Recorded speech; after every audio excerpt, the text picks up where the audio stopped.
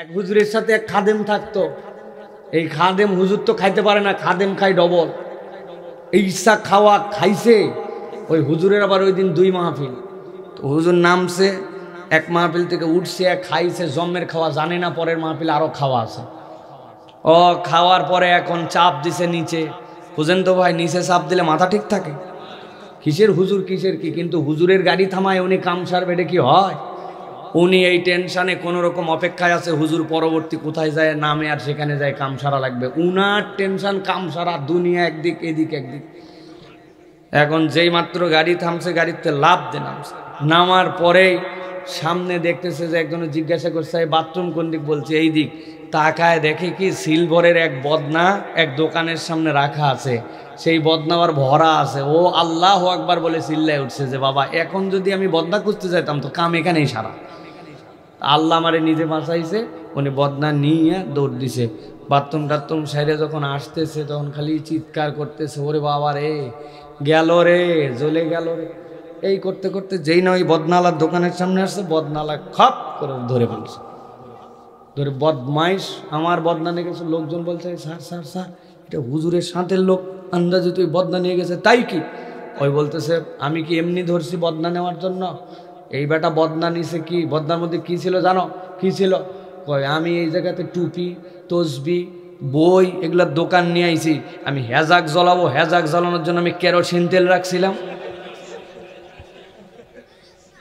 বদমাইশ আমার এক বদনা কেরোসিন তেল নিয়ে চলে গেছে। এখন বোঝেন তো, কেরোসিন তেল দিয়ে যদি বাথরুমের পরে কাম সারে তাহলে জ্বলবে না জ্বলবে না? দোষ কি বদনার? কেরোসিন তেলের? দোষ ওনার আকলের, ঠিক কি না? বেটা আল্লাহ তোমার নাক দিছে, তুমি বদনায় কি আছো না আছো দেখে নাও না। এখন খালি দোষ দেয় বক্তার, খালি দোষ দেয় হুজুরের, পীর সাহেবের। পীর সাহেবের কোনো দোষ নাই। পীর সাহেবের জায়গায় ঠিক আছে। কোন পীর সাহেব ভালো কি মন্দ, কোন বদনার মধ্যে তেল আছে পানি আছে দেখে নেবেন আপনি, ঠিক কি না? সমস্যা আমাদের, সমস্যা ওনাদের না। অতএব 2-4-5 জন বক্তার জন্য মাহফিলের দুর্নাম করবেন, মাহফিলের বদনাম করবেন। 2-4-5 জন বক্তার বদখাসলতের জন্য দাঈ ইলাল্লাহদেরকে আপনি জেনারেল ভাবে গালাগালি করবেন, হিসাব করে গালায়েন। অনেক গালির ধাক্কা অনেক দূর পর্যন্ত যায়। মক্কায় এক দোকানদার খারাপ ব্যবহার করছিল একজনের সাথে। তো ওই দোকানদারের ব্যবহারের কারণে হাজী সাহেব বলছে মক্কার ছেলেগুলাই খারাপ। রাত্রেবেলা নবীজি তাকে স্বপ্নে দেখা দেন নাই, কথাই বলছেন, হাজী মক্কার ছেলেগুলাই খারাপ বললে মুহাম্মাদুর রাসূলুল্লাহ মক্কার ছেলে, কিন্তু মুহাম্মাদুর রাসূলুল্লাহ মক্কার ছেলে। মক্কার ছেলেই খারাপ বললে ধাক্কা অনেক দূর লাগতে পারে। ওই রকম দাঈ ইলাল্লাহ খারাপ বললে আপনার ধাক্কা সাহাবাই কেরাম পর্যন্ত চলে যেতে পারে। প্রত্যেকেই আল্লাহর দাঈ ইলাল্লাহ ছিলেন, ঠিক কি না? ব্যক্তির দোষ ব্যক্তি পর্যন্ত বলতে হবে। সামগ্রিক কথা বলার সময় মাথা খাটায় কথা বলতে হবে। রাজি তো ইনশাআল্লাহ? আল্লাহ আমাদেরকে বোঝার তৌফিক দান করেন। প্রিয় ভাইরা, আমি সংক্ষেপে কিছু কথা আপনাদের কাছে বলতে চাই 2টা পর্বে। প্রথম পর্বের কথা হচ্ছে নবী করিম সাল্লাল্লাহু আলাইহি ওয়াসাল্লাম যেই সমাজে এসেছিলেন ওই সমাজটুকুকে, ওই কালটুকুকে, ওই সময়টুকুকে বলা হতো আইয়ামে জাহেলিয়াত। কি বলা হতো? সবাইকে বলতে হবে, কি বলা হতো? আইয়াম মানে যুগ, আর জাহেলিয়াত মানে হচ্ছে অন্ধকারচ্ছন্ন মূর্খতার যুগ। তাহলে আইয়ামে জাহেলিয়াত মানে কি? মূর্খতার যুগ। বলেন সবাই, অন্ধকার যুগ। এখন অন্ধকার যুগ কেন ভাই? কেননা নবীজি সাল্লাল্লাহু আলাইহি সাল্লাম যে সময় এসেছিলেন দিনের বেলা সূর্যের আলো, দিনের বেলা বাহিরের আলো থাকতো, রাত্রেবেলা কোনো আলো থাকতো না। রাত্রেবেলা না বিদ্যুৎ আছে, না পল্লী বিদ্যুৎ আছে, না পিডিবি আছে, না ডেস্কো আছে, না জেনারেটর আছে, না কিচ্ছু না। এই জন্য রাত্রেবেলা ঘুটঘুটে অন্ধকার, তাদের কাছে কোনো কিচ্ছু ছিল না। দিনের বেলা আলো, রাত্রে তুমুল অন্ধকার। এই জন্য ওই যুগকে বলা হতো আইয়ামে জাহেলিয়াত। তাই না? তাহলে আপনারা জানেন আইয়ামে জাহেলিয়াত বলা হতো ভিন্ন কারণে। মুখস্থ করতে হবে আমার তরুণদেরকে, বিশেষ করে পিছনে যারা দাঁড়িয়ে আছেন তাদেরকে। আপনাদেরকে আবার জিজ্ঞাসা করবো, 1 2 3 4 5 6 7 8 9 10 11 12 17 জন লোক আছেন, গুনে দেখবো শেষ পর্যন্ত ওনাদের যারা দাঁড়ায় আছে। 5টা কারণে জাহেলি যুগ বলা হতো। কয়টা কারণে? মুখস্থ করতে হবে। 1 নম্বর, নবীজির যুগের মানুষকে, জাহেলি যুগের মানুষকে জাহেলি যুগ বলা হতো এই জন্য, এই মানুষগুলো নারীদেরকে কোনো ইজ্জত দিত না। কি দিত না? নারীদের কোনো সম্মান ছিল না। আল্লাহ কোরআনে বলছেন, ওয়া ইদাল মাউউদাতু সুইলাত বিআইয়ি যামবিন কুতিলাত। ওদেরকে কাফের মুশরিক হিসেবে জাহান্নামে নেওয়া হবে, কিন্তু তাও জিজ্ঞাসা করা হবে কোন অপরাধে তোমরা এই ছোট্ট ছোট্ট অবুঝ শিশুগুলিকে, নারীগুলিকে হত্যা করেছিল, আগে বলো। তার মানে নারীদের কোনো সম্মান ছিল না। 2 নম্বরে, ওই যুগে কোনো রকম যারা এতিম হয়ে যেত তাদের সম্পদকে তারা ভক্ষণ করাকে দায়িত্ব মনে করত। এতিমের সম্পদ যত বারো তত খাও, ধরার কেউ নেই। 3 নম্বর, ওই যুগে ডাকাতি করাকে তারা পেশা মনে করত। ডাকাতি তাদের কাছে কোনো ব্যাপার না, জোর যার মুল্লুক তার, যেমনে পারো তেমনে খাও, এটা হচ্ছে ক্ষমতা যার, খাদ্য তার। এই ডাকাতি পেশা ছিল তখন। এই জন্য দেখছেন ওই সময়ের ব্যাংকগুলার টাকা সব বিদেশে লুটপাট করে পার করে দিছে। 1 পদ্মা সেতু বানাতে 30 পদ্মা সেতুর টাকা লাগাইছে। এটা তো নবীজির সময়ের ঘটনা, তাই না ভাই? বুঝেন, কিন্তু একটু হিসাব করে নিয়ে একটু মিলায়েন। হ্যাঁ, নাক কান খোলা রেখে ওয়াজ শুনেন কিন্তু একবারে। 3 নম্বর ছিল এইটা। 4 নম্বর, ওই মানুষগুলি চূড়ান্ত যুদ্ধবাজ ছিল। কি ছিল? যে কোনো কারণে যুদ্ধ লাগাই দিত। এক লোক এসে বলছে, তোমার বাড়ির ধারে এক লোক উট এনে ঘাস খাওয়ায়, বেটা তোর মাঠ, তোর পাহাড়, তোর বাড়ির ধার, আর অন্য লোকের উট, এটা একটা বিবেচনায় হলো? বলে কি করা লাগবে? বলছে তুই অন্তত আর ওলান ভর্তি দুধ দোয়াই ফেল, তাইলে তো অন্তত পক্ষে তোর ঘাস খাওয়ার টাকা উঠলো। ও বুদ্ধি দিছে রে, দিয়া ওই লোকের পাম্পট্টি দিয়ে ওরে দুধ দোয়ানো লাগাইছে। এদিকে যার উট তার কাছে যাই বলছে, আরে এটা একটা সমাজ হলো যে এই সমাজে একই এলাকায় বসবাস করি, একটা উট তুই নিয়ে যায় এত কষ্ট করে ওই জায়গায় বাঁধছিস, তার না হয় একটু ঘাসই খেলো, কিন্তু তাই বলে ওই তোর দুধ দোয়াই নেবে? বলে তাহলে কি করা লাগবে? দুধ দোয়া ঠেকা। এরে বলছে দুধ দোয়া, ওরা বলছে ঠেকা। এই যে গন্ডগোল, এটাকে আমাদের সমাজেও ক্লিক দেওয়া আছে নাকি ভাই? ভালো করে মিলায়েন। এই জন্য বলছি চোখ কান খোলা রেখে ওয়াজ শোনেন। এই ঘটনা নিয়ে 100 বছর যুদ্ধ হয়েছে, 100 বছর ওই সমাজে। 5 নম্বরে, এদের স্বভাব ছিল মূর্তি পূজারী। যত কাল্লা তত আল্লাহ। বলেন, যত কাল্লা। এটা আমার কথা না, এটা ওমর রাদিয়াল্লাহু তাআলার কথা। ওমর রাদিয়াল্লাহু তাআলার কথা মানে এই কথাটা ওমর রাদিয়াল্লাহু তাআলা বলেন নাই। ওমর রাদিয়াল্লাহু তাআলা বলছেন, আমরা জাহেলি যুগে কেমন বোকা ছিলাম জানো? বলে কেমন? বলে আমরা এই যে আমাদের ছানা আছে না ভাই, ছানা ডোলে ডোলে ডোলে ডোলে আমরা মন্ডা বানাই, মিঠা বানাই, বিভিন্ন ধরনের মিষ্টি বানাই না? তো আরবের লোকেরাও এরকম খেজুর জাল দিয়ে দিয়ে দিয়ে দিয়ে এরকম মিঠা বানাতো। টাইট যখন হয়ে যেত ওইটা দিয়ে মূর্তি বানাইছে। একটা মূর্তি বানায়া ওমর রাদিয়াল্লাহু তাআলা বলছেন, এত সুন্দর হয়েছে মূর্তিটা দেখতে, মানছি যে যাক এটাই আমার প্রভু। নিয়ে বগলে নিছি, নিয়ে এখন আমার প্রভু নিয়ে আমি ঘুরে বেড়াই। ঘুরতে ঘুরতে ঘুরতে ঘুরতে মরুভূমির মধ্যে গেছি। যাওয়ার পরে দুপুর হয়ে গেছে, এমন ক্ষুধা লাগছে, আশপাশে কোনো খাবার নাই। পরে প্রথমে মূর্তির পায়ের গোড়াতে খাওয়া শুরু করছি, করতে করতে বাড়ি আসতে আসতে মূর্তি খেয়ে শেষ করে ফেলছি। ওমর রাদিয়াল্লাহু তাআলা বলছেন, আমরা কেমন উদ্ভট জ্ঞানের ছিলাম জাহেলি যুগে, নিজের হাতে নিজের ইলা বানায়া ক্ষুধা লাগলে ইলা খায়া ফেলতাম। তাহলে কেমন জাহেল। তাহলে আইয়ামে জাহেলিয়াত বলা হতো কয়টা কারণে? জোরে বলেন। মুরব্বীরা না, শুধু আমার তরুণরা যুবকরা উত্তর দেবে। মুরব্বীদের উত্তর কে চাইছে? আমরা কয়টা? 5টা কারণে। 1 নম্বর, নারীদেরকে সম্মান দিত না, এতিমের সম্পদ খেয়ে ফেলতো, জোর যার মুল্লুক তার ডাকাতি করত। 4 নম্বরে, এই যুদ্ধবাজ যুদ্ধবাজ ছিল। 5 নম্বরে, এরা মূর্তির পূজারী ছিল। খানায় কাবা থেকে শুরু করে সব জায়গাকে মূর্তির মিউজিয়াম বানায় রাখছিল। মনে থাকবে তো এটা? প্রিয় ভাইয়েরা, নবীজি সাল্লাল্লাহু আলাইহি ওয়াসাল্লামের নবুয়ত আনুষ্ঠানিক ঘোষণার পূর্ব সময়টা 2 ভাগে বিভক্ত। একটা হচ্ছে নবী করিম সাল্লাল্লাহু আলাইহি ওয়াসাল্লামের 17 থেকে 25, এই সময়টুকুতে নবী করিম সাল্লাল্লাহু আলাইহি ওয়াসাল্লাম চেষ্টা করলেন কিভাবে সমাজকে পরিবর্তন করা যায়, কেমনে সমাজের মধ্যে এই ইনসাফ প্রতিষ্ঠা করা যায়। ইয়ামেন থেকে একজন লোক আসছে সুন্দর সুন্দর চাদর বিক্রি করার জন্য, খানায় খাবার চত্বরে দোকান দিছে। আবু জেহেল, উতবা, সাইবার বাহিনী সবগুলো, আবু জেহেল তো লিডার, পিছে পিছে এসে বলছে কাপড়ের দর কত করে? বলছে এই কাপড় হচ্ছে তুমি যদি নাও তাহলে 5 সা গমের বিনিময়ে তোমাকে 2 হাত কাপড় দিব, এই হিসাবে তোমাকে নেওয়া লাগবে। বলতেছে যা কাপড় আছে মাপ দে। মাপ দিয়ে বলতেছে যেটা আমাদের লিডার, তুমি কাপড় সব দিয়ে দাও। ভাব চক্কর দেখে বোঝা যায়, লোকের পার্সোনালিটি দেখে, আশপাশ দেখে সব দিয়ে দাও, সন্ধ্যার সময় যাওয়ার সময় সব টাকা নিয়ে যাবে। আল্লাহর ওয়াস্তে সব কাপড় নিয়ে চলে গেছে। যাওয়ার পরে সন্ধ্যার সময় ইয়েমেনের ওই লোক গেছে যে ভাই কাপড় দিয়েছিলাম, টাকাগুলো দেন। বলছে আশ্চর্য কথা তো, তুমি কে? বলছে তুমি কে মানে? বলছে তুমি কাপড় চুপড় এগুলোর সাথে তোমার কোনো সম্পর্কই নেই। বল মানে সকালবেলা তুমি আমার সব কাপড় নিছো, আশপাশের যে লোকজন ছিল তাদেরকে বলে এই তোমরাও ছিলে না? বলছে আমরা ছিলাম। মানে এই বেয়াদবি করবে না, উল্টাপাল্টা সাক্ষী মানবে না আমাদেরকে, আমরা এগুলোর সাথে নাই। যেই রকম লিডার চোর ওই রকম সাথের গুলাও চোর। আপনারা ঠিক এত জোরে বললেন মানে?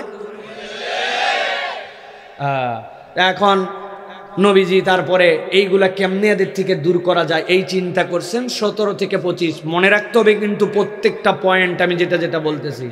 17 থেকে 25 চেষ্টা করলেন, কিন্তু নবী করিম সাল্লাল্লাহু আলাইহি ওয়াসাল্লাম তেমন কিছুই করতে পারলেন না। এদের দুষ্টামি বাদরামি এমন লেভেলের ছিল।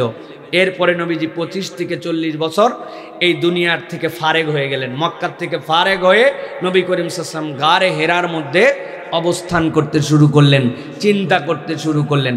কেউ একজন যদি বলতে পারেন আমি খুব খুশি হব, গারে হেরা যেটা, এই গারে হেরাটা কোন পাহাড়ের উপর অবস্থিত বলতে পারবেন? মাশা আল্লাহ, বারাকাল্লাহু ফিক। জাবালে নূর, পাহাড়ের নাম কি? জাবাল মানে পাহাড়, নূর মানে আলো। বলেন নূর মানে আলো, আলোর পাহাড়। আলোর পাহাড়ের গুহার নাম হচ্ছে গারে হেরা। নবীজি 25 থেকে 40 বছর, কয় বছর তাহলে এখানে ধ্যান করেছেন? কয় বছর? 15 বছর। কয় বছর? জোরে বলেন কয় বছর?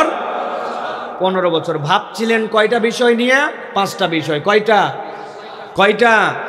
ওই জাহেলি যুগের 5টা বিষয় নিয়ে নবীজি ভাবছিলেন 15 বছর। সোমবার দিন যেতেন, সোম, মঙ্গল, বুধ, 3 দিনের খাবার নিতেন। খাদিজা রাদিয়াল্লাহু তাআলা আনহা জানতেন যে মুহাম্মদ মুস্তাফা সাল্লাল্লাহু আলাইহি ওয়াসাল্লামের কাছে 3 দিনের খাবার আছে, কিন্তু নবীজি বুধবারেও ফিরেন নাই। বৃহস্পতিবার পার হয়ে গেছে, জুমার দিন এসে গেছে। খাদিজা রাদিয়াল্লাহু তাআলা আনহা সহ্য করতে পারেন নাই। খাদিজা রাদিয়াল্লাহু তাআলার বয়স তখন 54, নবীজির বয়স তখন 39 বছর। নবীর বয়স 54 বছরের খাদিজা বৃদ্ধ হয়ে যাচ্ছেন।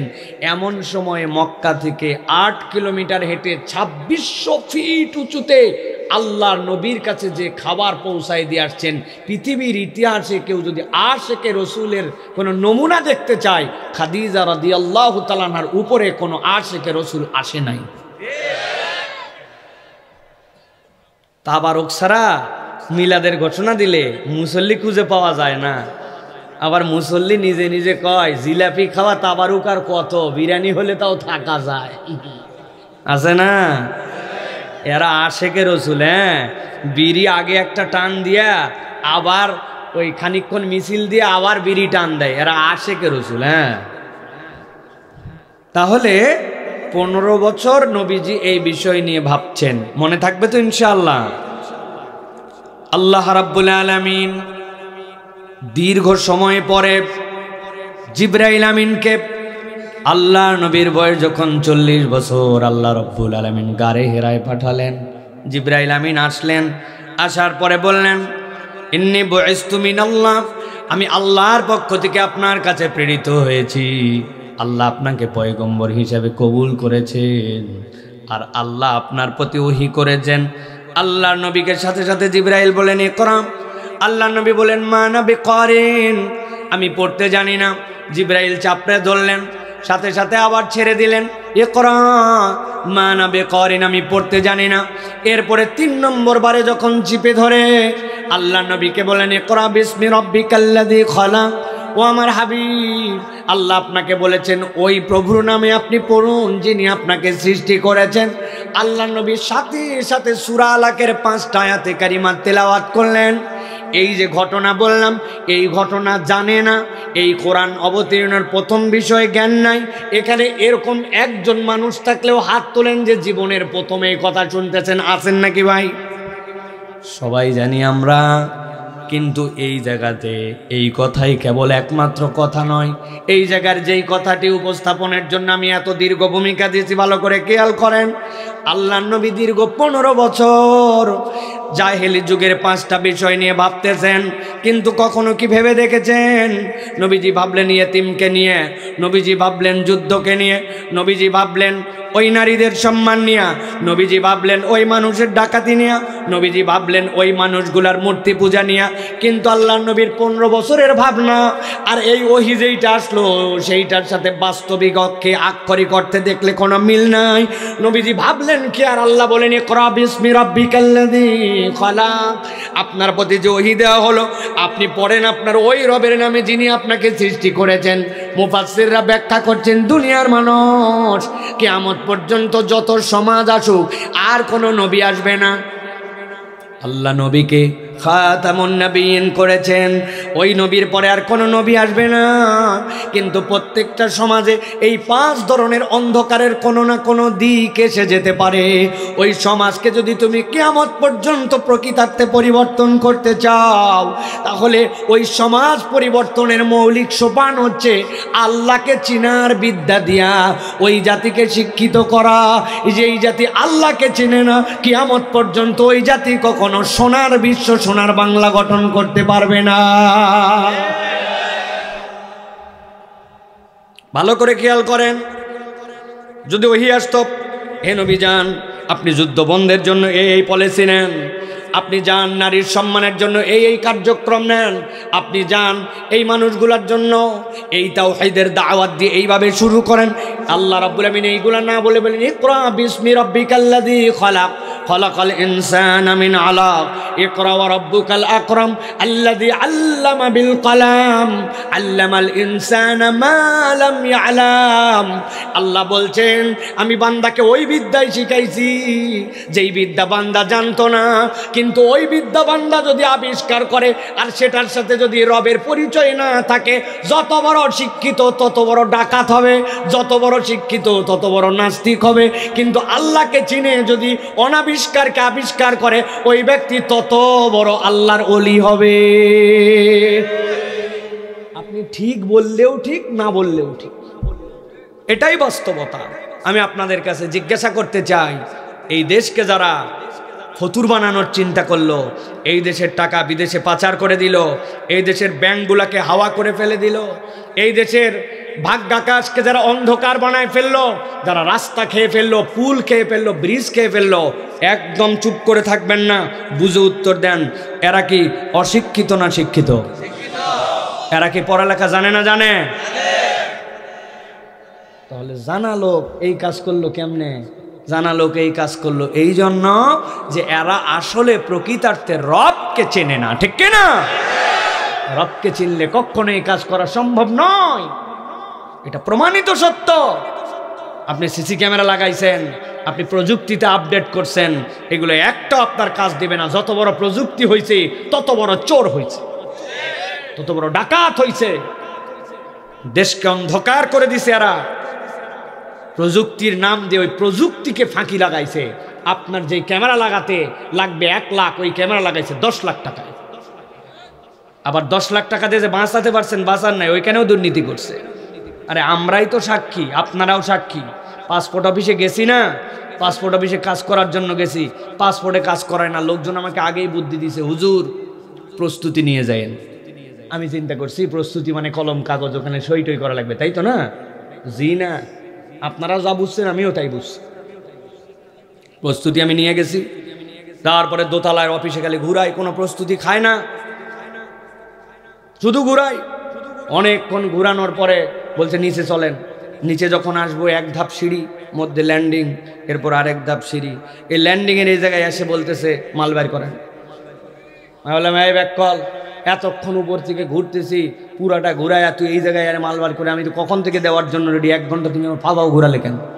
বলে হুজুর এই বিল্ডিংটি পুরা সিসি ক্যামেরা নিয়ন্ত্রিত।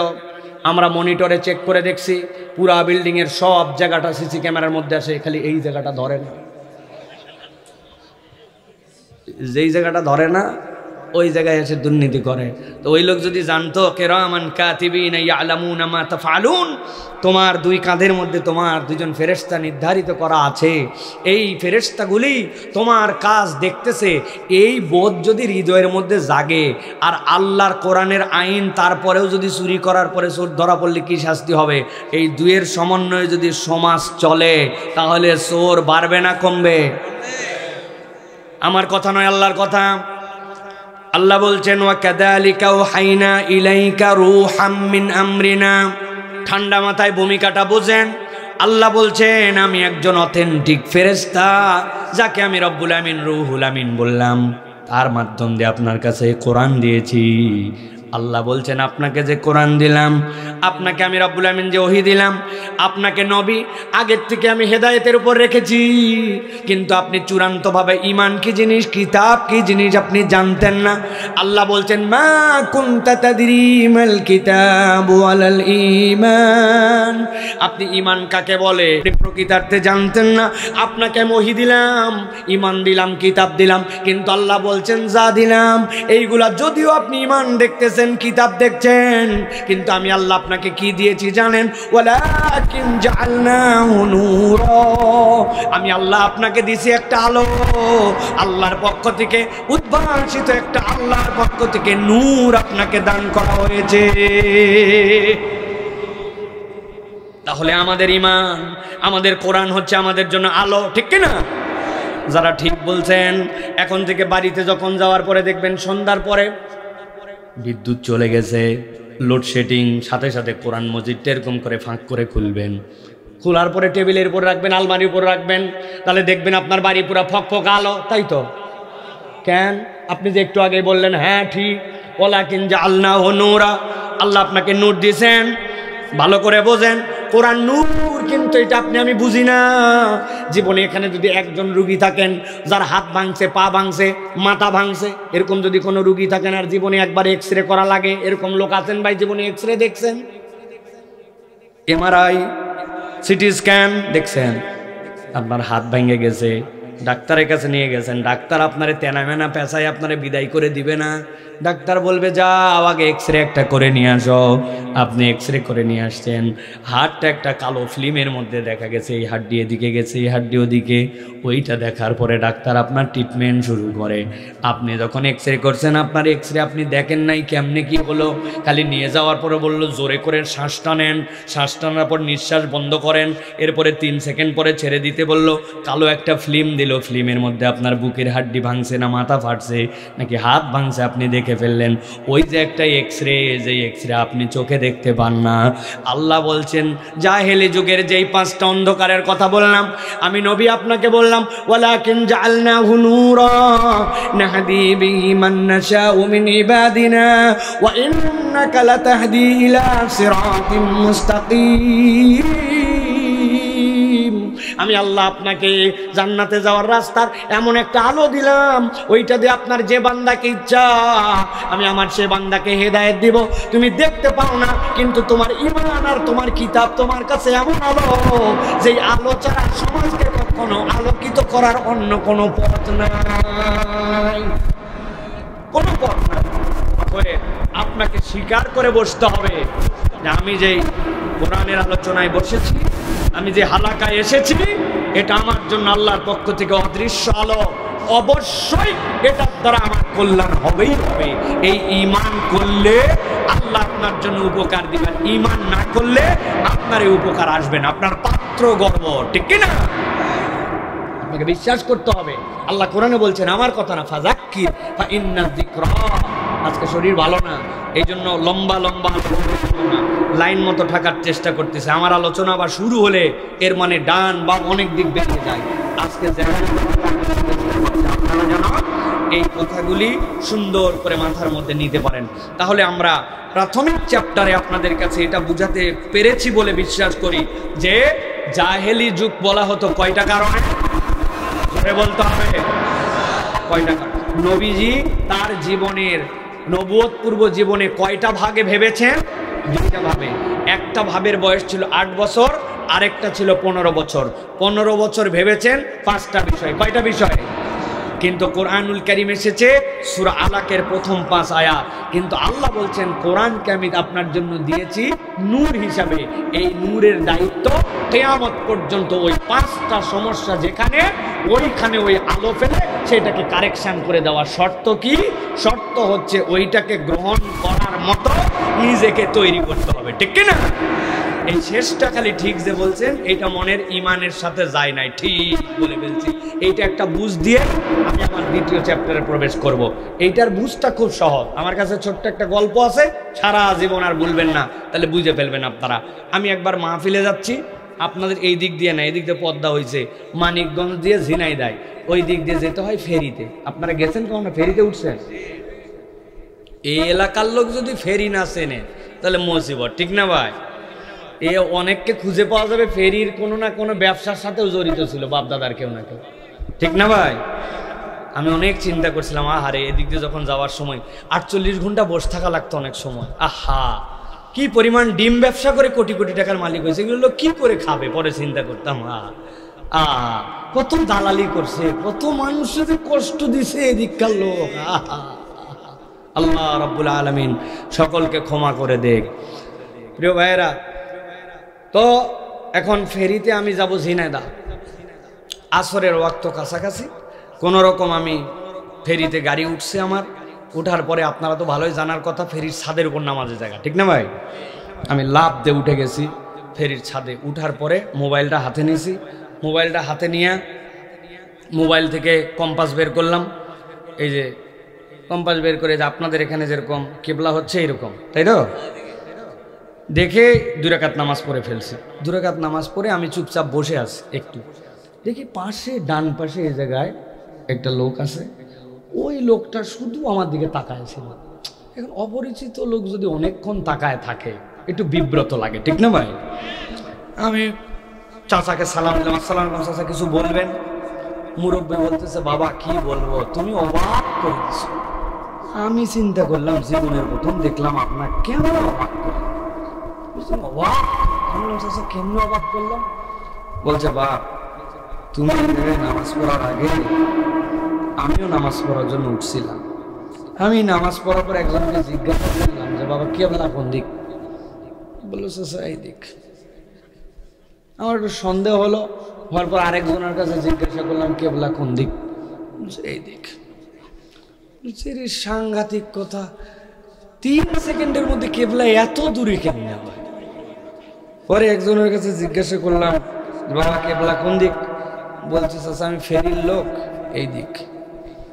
তো চিন্তা করলাম, যা আছে কপালে 2 দিকের মধ্যেই করে ফেলায়। 2 দিকের মধ্যে আমি নামাজ পড়লাম। কিন্তু তোমাকে দেখলাম তুমি নামাজ পড়তে আসার পরে কাউকে কোনো জিজ্ঞাসা নাই, আসলে আর কেবলার দিক ফিরলে আর নামাজ কালাম পড়ে ফেললে। কেবলা তো ঠিকই করলে, কেমনে কি? আমি বললাম, চাচা এইটা দিয়ে আপনারা অবাক করছে আমি? এটা কোনো কারবার, এটা কোনো বিষয় না চাচা। আমার মোবাইলে একটা অ্যাপস আছে, এটা হচ্ছে কম্পাস। কম্পাসের ধর্ম হচ্ছে উত্তর দক্ষিণ, ও সব সময় এর বিপরীত পূর্ব পশ্চিম। এই জন্য আমাদের খানায় কাবা হচ্ছে আমাদের দিকে, পূর্ব দিকে, আমরা পশ্চিম দিকে আমরা নামাজ পড়ি। এই হিসাবে এটাতে আসে, আমি দেখে নামাজ পড়ছি, এটা কোনো ব্যাপারই না বাপ।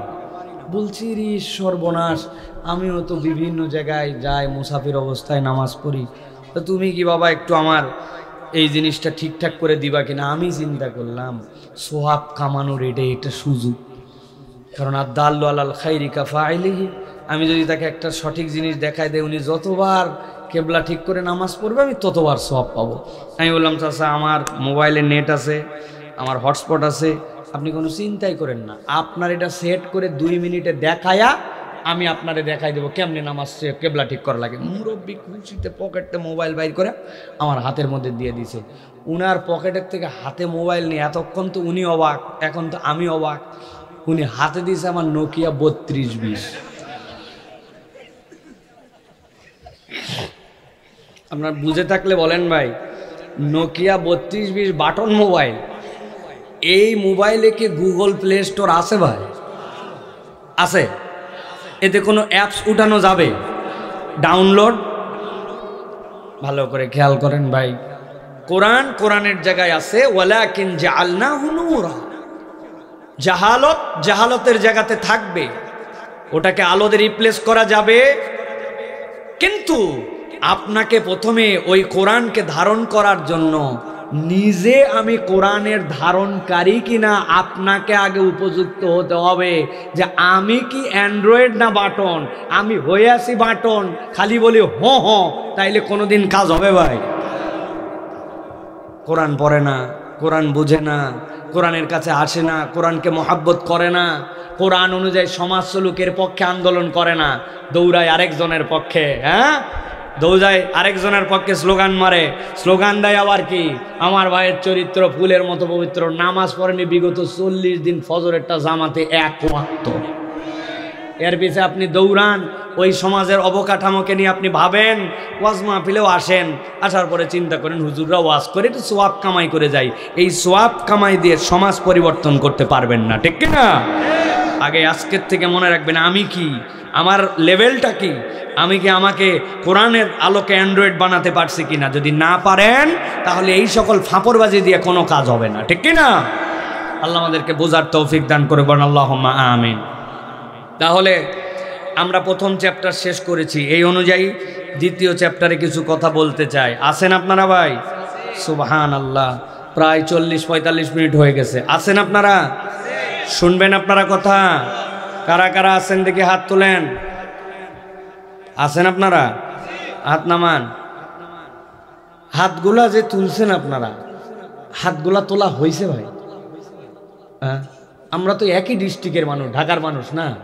ঢাকায় কি হাত তোলার মানে এইরকম, হাত সোজা করেন মানে এরকম? মুরব্বী দেখলাম কয়েকটা চাদরের ভিতর তো এরকম করে দিছে, এরা হাত সোজা। এটা তো হাত সোজা মানে যদি এরকম হয়, তা হাতটা এইরকম করে সোজা করেন একটু, চাদরের তো একটু বাইর করেন। তুলছেন, হাত সোজা করছেন, থামেন, এবার হাত সোজা করেন। নামায়েন না, নামাতে বলি না, হাত সোজা করেন। হাত আরেকবার নামাতে হবে কষ্ট করে, এবার ফাইনাল। হ্যাঁ, এবার আমরা দেখব যে কারা কারা ফাঁকি দিচ্ছে, ডানে বামে আমাদের কারা কারা শীতে জুবুতুবু হয়ে গেছে, কারা কারা তুলতে পারতেছেন। এটা দেখেই আমরা সংক্ষিপ্ত আলোচনা শুরু করবো ইনশাল্লাহ। পারবেন ইনশাল্লাহ? দেখি এবার একটু ডানে বামে তাকাবো, কিন্তু এরপরে হাত সোজা করার পরে কারা কারা উঠাতে পারে না, সোজা করে না, সোজা দুই হাত তোলেন, তুলছেন। এবার একটু পিছনে টানা দেন, পিছনে জোরে, সামনে দেন, এবার একটু সামনে, হ্যাঁ, এবার একটু ডানে দেন জোরে, এবার একটু বামে দেন, এবার সোজা করেন, সোজা সোজা সোজা সোজা সোজা সোজা করেন। ওই পিছনে কি হলো, মাফলার আলা চাচা কি দুই হাত তোলেন, হ্যাঁ, হাত সোজা সোজা, নড়াচড়া দেন, নড়াচড়া দেন, জোরে জোরে দেন, জোরে জোরে, হ্যাঁ, এবার শক্ত করেন, শক্ত করেন, শক্ত। এবার গলাটা পরিষ্কার দেন, ভালো করে পরিষ্কার দেন, সোজা করেন, সোজা করছেন সবাই? হাত শক্ত হয়েছে, শক্ত হয়েছে। এবার বুক বরাবর নেন, এই বরাবর, হ্যাঁ। এবার আমরা একটা আকাশ বাতাস মুখরিত করে তাকবীর দিতে চাই। পারবেন ইনশাআল্লাহ? বুঝছেন কিন্তু? পারবেন ইনশাআল্লাহ? একদম আল্লাহর জন্য একটা তাকবীর দিতে চাই। রেডি সবাই? আমি যখন বলবো লিল্লাহে তাকবীর, আপনারা তখন হাত দুটো উপর দিকে ছুঁড়ে দিয়ে বলবেন আল্লাহু আকবার। পারবেন না ইনশাআল্লাহ?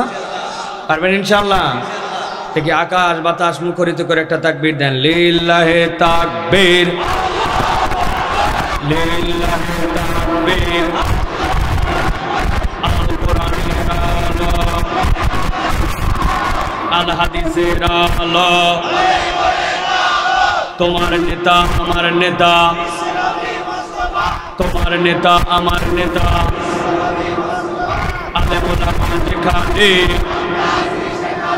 লিল্লাহে তাকবীর। আলহামদুলিল্লাহ, হাত নামান। আল্লাহ কবুল করুন, আমিন। আল্লাহ আমাদের আশা ভরসাকে কবুল করুন, আমিন। আমরা আজকে সংক্ষিপ্ত সময় একটু কোরআনুল কারীম থেকে কথা শুনবো। আল্লাহ রাব্বুল আলামিনের কাছে আমরা সাহায্য প্রার্থনা করে আমরা কোরআনুল কারীমের মধ্যে প্রবেশ করব। দেখেন বাচ্চা কাচ্চা খুশি হয়ে গেছে, দেখছেন? বাচ্চা কাচ্চা সব দৌড়াই চলে আসছে সবগুলো। আপনাদের তাকবীরের ধ্বনিতে শয়তান পালায় যায়, ঠিক কি না? এই জন্য দেখবেন অনেকে তাকবীর পছন্দ করে না। যারা তাকবীর পছন্দ করে না তারা হচ্ছে শয়তানের খালাতো ভাই। আগামীর বাংলাদেশে একটা কথা মনে রাখবেন, তাকবীরের সাথে যাদের সম্পর্ক নাই, মুসলমানদের সাথে তাদের সম্পর্ক নাই। আগামীর বাংলাদেশ ইসলামের বাংলাদেশ, আগামীর বাংলাদেশ আলেম ওলামার বাংলাদেশ, তরুণ যুবকদের বাংলাদেশ, বৈষম্যহীন বাংলাদেশ। আগামীর বাংলাদেশ কোরআনের পক্ষের লোকদের বাংলাদেশ।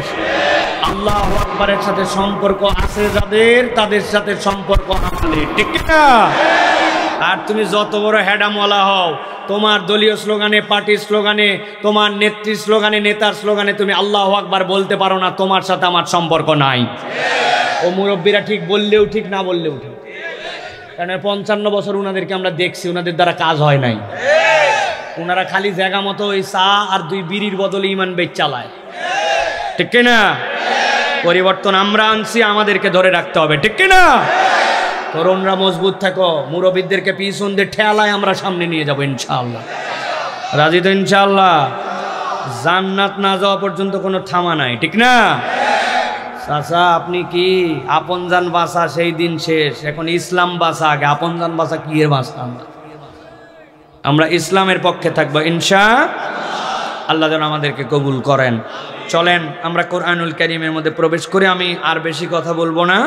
আমি বেসিক কথা আপনাদের কাছে বলেছি, এটা মাথায় রাখতে হবে।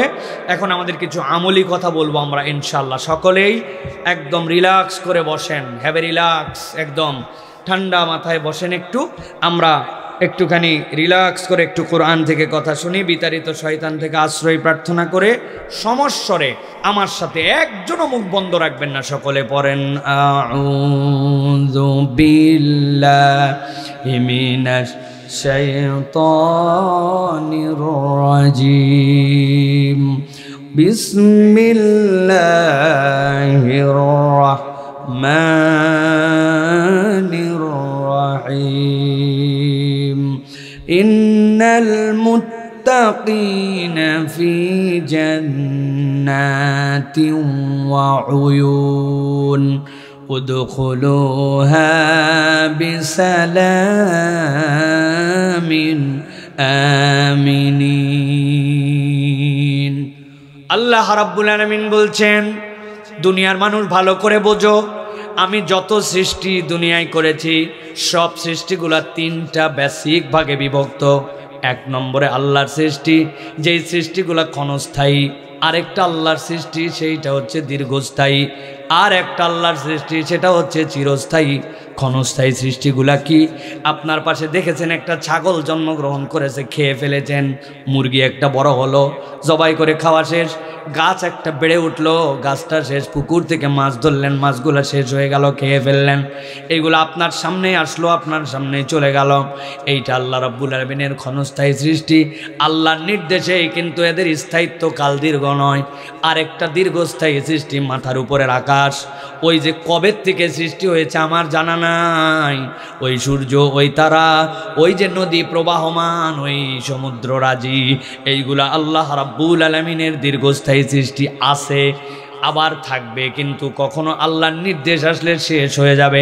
আর একটা সৃষ্টি হচ্ছে চিরস্থায়ী সৃষ্টি, আল্লাহ রাব্বুল আলামিন, সেইটা আপনার আমার রূহকে বানিয়েছেন। আল্লাহ বলেছেন, কুলির রূহু মিন আমরি রব্বি, রবের নির্দেশে ওই রুহের জগতে সৃষ্টি হলো। এরপরে আল্লাহ আপনার সাথে শরীরের সম্পৃক্ত করলেন। এরপরে আল্লাহর হুকুম আসলো, শরীর থেকে আলাদা হয়ে গেল। এরপরে বাসা বাদাল মাউত, ওই জায়গাতে উত্থিত হলো। এরপরে রব্বুল আমিন তাকে খালিদিনা ফিল জান্নাহ আও খালিদিনা ফিন্নার, তাকে জান্নাতে চিরস্থায়ী ঢুকাবেন অথবা জাহান্নাম। ওই রূহ যে কবে শেষ হবে এটা আল্লাহ রাব্বুল আলামিন ছাড়া কেউ বলতে পারেন না। আল্লাহ বলছেন, বান্দা আমি যেই রূহ তোর সৃষ্টি করলাম, আমি আল্লাহ ওই রূহগুলার আবার ক্যাটাগরি করেছি। 4টা ক্যাটাগরিতে বিভক্ত থাকবে, গ্রেড অনুযায়ী, স্ট্যাটাস অনুযায়ী। যখন কোনো রূহ আল্লাহর প্রতি ঈমান এনে ফেলে, সাথে সাথে সে মুসলিম, কিন্তু আল্লাহ ওইটাকে আরো উন্নত করতে চান। আল্লাহর কথা শুনে, আল্লাহর আদেশ নির্দেশ মানে, তখন সে মুমিন। আল্লাহ বলেন এখানেই থামাতে চাই না, আমি রব্বুল আমিন দেখতে চাই আল্লাহর যাবতীয় নিষেধ থেকে সে ফেরত চলে আসছে, আল্লাহর থেকে ভয় করে। ওই রূহটা তখন আল্লাহর শরীরের সাথে সম্পৃক্ত করার পরে তার লকব হয় তখন মুত্তাকি। আল্লাহ এখানেই তাকে থামাতে চান না, আল্লাহ দেখতে চান আল্লাহর হুকুম মানে, আল্লাহর নিষেধ থেকে দূরে থাকে। কিন্তু ওই ব্যক্তিটা আল্লাহকে কবুলিয়াতের জন্য ভালো কাজের প্রতিযোগিতায় লেগে যায়, তখন আল্লাহ রাব্বুল আমিন ওই মানুষের মর্যাদা দেন মুহসিন। আল্লাহ রাব্বুল আমিন এই যে 3 ক্যাটাগরি আর এই 4 ক্যাটাগরি, আল্লাহ বলছেন এর মধ্যে থেকে একটা ক্যাটাগরি আল্লাহ রাব্বুল আলামিন তাকে বলছেন মুত্তাকি। আল্লাহ বলছেন ইন্নাল মুত্তাকিনা, আমি ওই মুত্তাকি দের ব্যাপারে একটা ঘোষণা দিতে চাই, ফি জান্নাতি ওয়া উয়ুন, এই মুত্তাকিরা জান্নাতে থাকবে আর নিরোড ঝর্ণা ধারার মধ্যে থাকবে। আল্লাহ ডাক দে বলবেন উদখুলুহা বিসালামিন আমিনিন। আজকের দিনে কত বিপজ্জনক পরিবেশ, আজকের দিনে হাসরের কত ভয়াবহতা তোমরা দেখেছো, কিন্তু আমি আল্লাহ একটাও স্পর্শ করতে দিব না, আমি নিরাপদে তোমাদেরকে জান্নাতে প্রবেশ করার জন্য অনুমতি দিয়ে দিলাম। আল্লাহ বলছেন ওয়ানাজানা মা ফি সুদুরিহিম মিন গিল, দুনিয়ায় 2 ভাই একই মায়ের পেটের সন্তান, কিন্তু তারপরেও ইমানদার, তারপরেও নিজেদের অন্তরের মধ্যে নানান ধরনের জটিলতা কুটিলতা থাকে। আল্লাহ বলছেন একবার যদি জান্নাতে আসো, জান্নাতে একজন আরেকজনের নিয়ামত দেখে কখনো তোমাদের হৃদয়ে অনুভব হবে না। ওয়ানাজানা মা ফি সুদুরিহিম মিন গিল্লিন, অন্তরের যত ঈর্ষা আল্লাহ সবগুলা জান্নাতে ঢোকা মাত্র দূর করে দিবেন। আল্লাহ বলছেন এরপরে তোমরা হয়ে যাবে ইখওয়ানান আলা সুরিরিম মুতাকাবিলিন।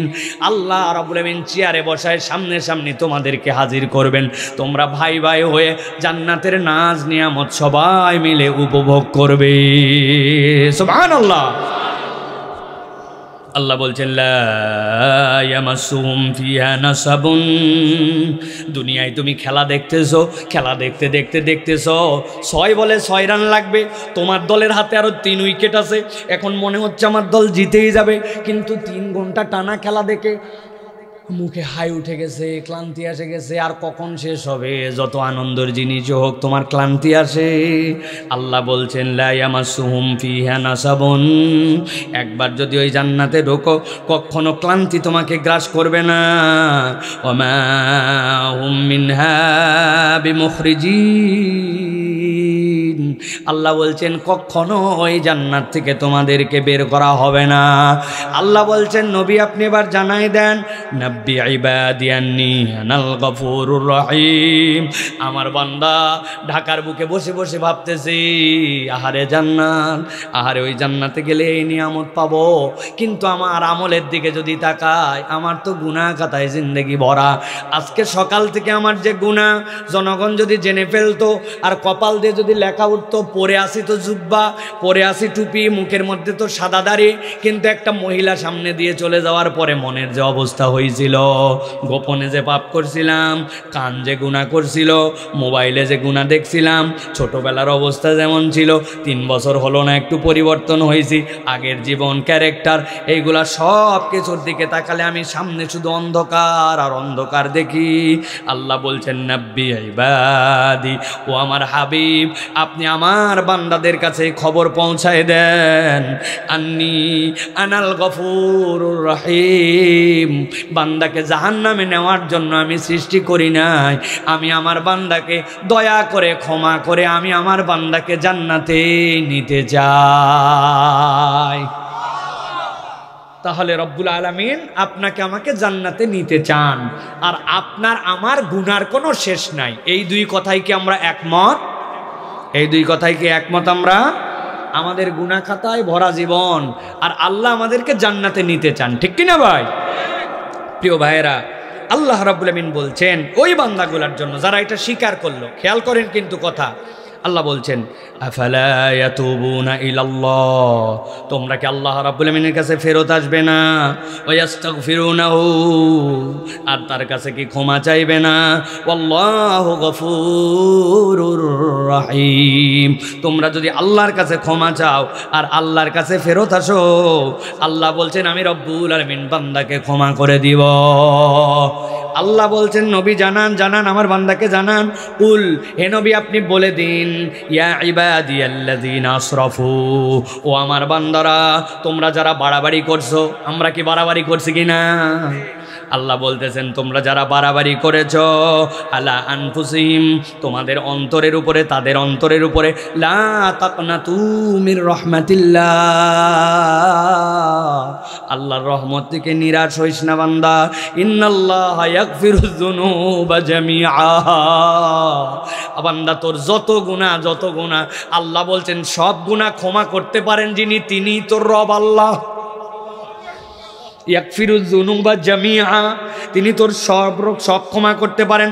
ইন্নাহু হুয়াল গফুরুর রহিম, আল্লাহ বলছেন তিনি তোর ওই রব যিনি কেবল ক্ষমাই করেন না, তোর জন্য দয়াও করেন।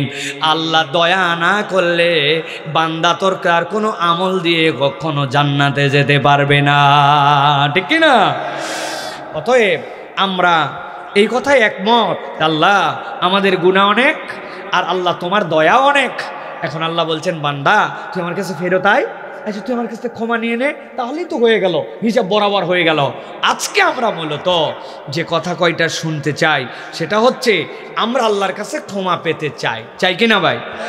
সবাইকে বলতে হবে, জোরে না। আমি আপনার কাছ থেকে হইচই শুনতে চাই না, আমি আপনাদের রেসপন্স শুনতে চাই। আমরা কি আল্লাহর কাছ থেকে ক্ষমা পেতে চাই? চাই। কোরআন সুন্নাহর আলোকে রাসূলুল্লাহ সাল্লাল্লাহু আলাইহি সাল্লামের বাতলিয়ে দেওয়া পথে একজন ইমানদার যদি ক্ষমা পেতে চায়, তার জন্য সর্বনিম্ন 5টা কাজ। কয়টা? 5টা কাজ। সর্বোচ্চ 25 মিনিটে শুনবো বা 20 মিনিটে শুনবো, বাড়িতে চলে যাব। রাজি আছেন ইনশাআল্লাহ? তাহলে বলতে হবে যে আল্লাহ রাব্বুল আলামিনের কাছ থেকে ক্ষমা পাওয়ার জন্য কয়টা সর্বনিম্ন উপায়? কয়টা? হয় নাই, হাতগুলো একটু বের করেন তো বাবা, সবাই এরকম করে, হ্যাঁ এরকম করে সামনে বের করবেন। আমি বলবো কয়টা, হাত তুলে এরকম করে দেখাতে হবে 5টা, ঠিক আছে না? আল্লাহর কাছ থেকে ক্ষমা প্রাপ্তির সর্বনিম্ন উপায় কয়টা? মাইকালা ইউটিউবার ভাই, মুসলমান না তোমরা? হ্যাঁ, অন্য ওয়াজকার এই ওয়াজ এক না, এই ওয়াজ মাইকালার জন্য, ইউটিউবারের জন্য। হাত নামান সবাই, সবাইরে নিয়ে আমরা জান্নাতে যেতে চাই। বলে একসাথে হাত তুলে নেবার। তাহলে আল্লাহর কাছে ক্ষমা লাভের সর্বনিম্ন উপায় কয়টা? হাত নামান আরেকবার, কয়টা? মাশাআল্লাহ। অনেকেই চিন্তা করতেছেন হুজুর কি শুরু করলো না ভাই, এর কারণ আছে ভাই।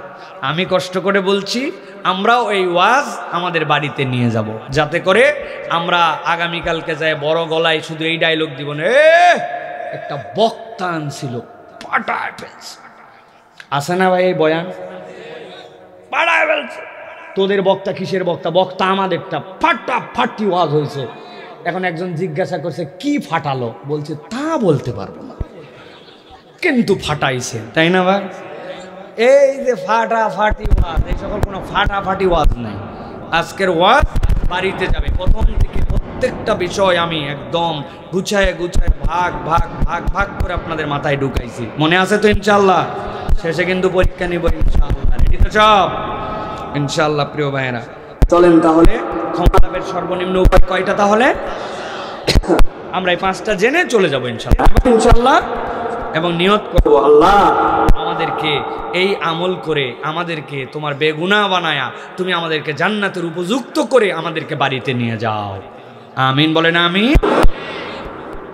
1 নম্বরে ক্ষমা লাভের উপায় হচ্ছে ঈমান এবং নেক কাজ। ঈমান আর, বলেন ঈমান আর, দুটার সাথে সমন্বয় লাগবে, ঈমান আর। আল্লাহ রাব্বুল আলামিন বলছেন 48 নম্বর সূরা ফাতহ এর 29 নম্বর আয়াতের মধ্যে আল্লাহ বলছেন, ওয়াদাল্লাহুল্লাযীনা আমানু ওয়া আমিলুস সালিহাতি মিনহুম মাগফিরাতাও মিনহুম মাগফিরাতাও ওয়া আজরান আযীমা। আল্লাহ বলছেন আমি আল্লাহ রাব্বুল আলামিন নিজের সাথে নিজেই ওয়াদা করছি। বুঝে থাকলে বলবেন ঠান্ডা মাথায়, রব্বুল আলামিন ফাআলুল লিমা ইউরিদ ইন্নাকা লা তুখলিফুল মিআদ। আমার রব কোনো ওয়াদার ব্যতিক্রম করেন না। তাহলে রব্বুল আলামিনের কি কোনো বিষয়ে ওয়াদা করার দরকার আছে? ওয়াদা করি, সন্তানকে বলি বাবা ভালো করে পড়, সামনে যদি ক্লাস 5 পাস করিস তাহলে একটা বাইসাইকেল কিনে দিব। কিন্তু বাপের সামর্থ্যে কুলাই নাই, সাইকেল কিনে দিতে পারে নাই। বউকে বলছে এবার বেতন পাই লাল বেনারসি। কত বেতন গেল, বউয়ের শাড়ি হলো না। হয় কিনা এরকম ভাই? বাইরে গেছেন, বাচ্চা ফোন করে বলছে আব্বা চিপস নিয়ে আসো, বাসায় চলে আসছেন, তাড়াহুড়া, চিপস আনার কথা মনে নাই। আমরা ওয়াদা করি, রাখতে পারি, মিস করি। কিন্তু আল্লাহ বলছেন আমি রব্বুল আমিন ওয়াদা করতেছি, ওয়াদাল্লাহুল্লাযীনা আমানু ওয়া আমিলুস সলিহাত, যারা ঈমান আনবে আর আমলে সালেহ করবে আমি তাদের সাথে ওয়াদা করতেছি মিনহুম মাগফিরাতাও ওয়া আজরান আযীমা।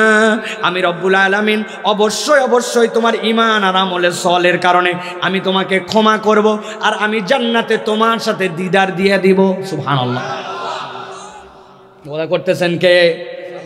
তাহলে ক্ষমা লাভের শর্ত হচ্ছে ঈমান, আর ক্ষমা লাভের শর্ত নেক আমল। অনেকে চিন্তা করবে হুজুর ঈমান তো আমাদের আছেই মোটামুটি, কিন্তু নেক আমলের বুঝটা কি? এইটার জায়গাতে আমাদের সকলের গাফলতি আছে, ভালো করে বোঝেন। আমরা নেক আমল মানে কি মনে করছি? নেক আমল মানে নামাজ, নেক আমল মানে রোজা, নেক আমল মানে হজ, নেক আমল মানে আমার জন্য হচ্ছে ওই যাকাত, এইটুকুই মনে করছি আমরা নেক আমল। ঠিক না ভাই? আমি আপনাদের কাছে ক্লিয়ার করে বলি, ভালো করে আজকের থেকে মগজের মধ্যে গেঁথে নেবেন, আপনার আমার নামাজ রোজা হজ যাকাত এইগুলো একটাও নেক আমল না। হুজুর কি সাংঘাতিক কথা বলল, কোত্থেকে হুজুর এক নিয়ে আইছে? ঈমান আমলের পরে এগুলো বলে নেক আমল না। ভালো করে বোঝেন নেক আমল, কিন্তু এখানে বুঝের মিস্টেক আছে। আপনাদের এলাকায় এক ছেলে ক্লাস 5-এ পড়ে, স্কুলের রুটিন আছে, সকালবেলা 8:30টায় স্কুলে যাওয়া লাগবে, স্কুলের ড্রেস আছে কালো প্যান্ট সাদা শার্ট, স্কুলের পরীক্ষা পদ্ধতি আছে প্রথম সাময়িক দ্বিতীয় সাময়িক বাৎসরিক, স্কুলের পরীক্ষার পাস মার্ক নির্ধারণ করা আছে 33। ওই ছেলের স্কুলের আউটের টাইম আছে দুপুর বিকালবেলা 4টা। স্কুলের এই রেগুলার নিয়ম।